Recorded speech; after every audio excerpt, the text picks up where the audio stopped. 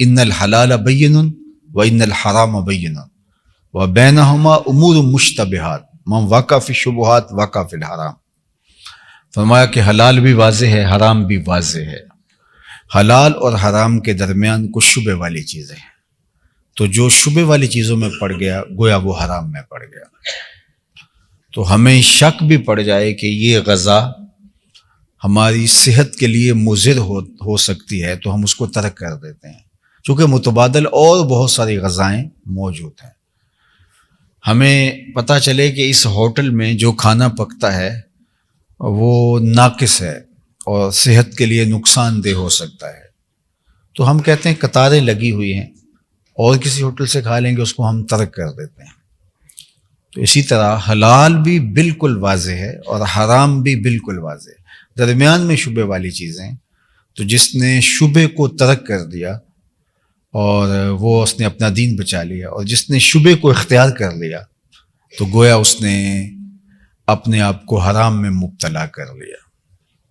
تو اس لیے ہمیں بہت محتاط زندگی گزارنے کی تلقین کی گئی۔ جو واضح حرام ہے اس کو تو ہم ترک کریں گے ہی کریں گے،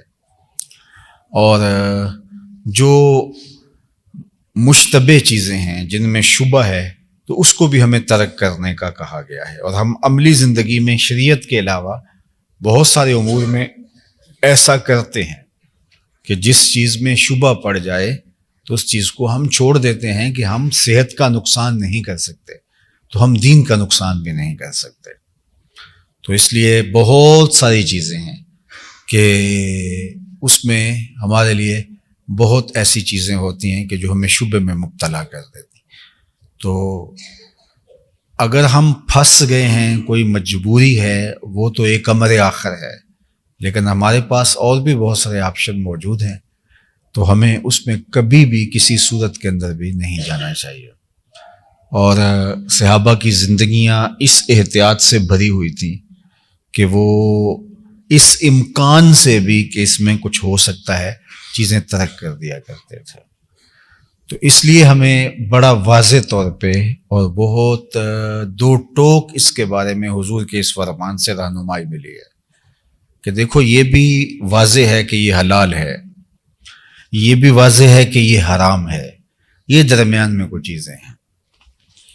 تو لوگ چکنی چپڑی باتوں سے ان کو ثابت بھی کرنے کی کوشش کریں گے، جس طرح قرب قیامت کا فتنہ بتایا گیا کہ سود اگر کسی تک نہ پہنچا تو اس کا دھواں ضرور پہنچے گا، یعنی کسی نہ کسی طریقے سے ہمارے اندر وہ چیز داخل کر دی جائے گی، اور ظاہر ہے کہ فتوے بھی اس پر موجود ہوں گے اور آراء بھی موجود ہوں گی۔ تو اس حوالے سے ہمیں محتاط زندگی اختیار کرنے کی تلقین کی گئی ہے۔ اسی طرح بعض اوقات ہم جب کچھ چیزیں ہمارے حق میں ہو سکتی ہیں، ہماری عدالتیں ہمارے حق میں ان کا فیصلہ دے سکتی ہیں، ہمارا قانون ہمیں جو ہے وہ آسانی دیتا ہے ان چیزوں کے حصول میں، اور ہم سمجھتے ہیں کہ وہ چیزیں ہمیں شرعاً اخلاقاً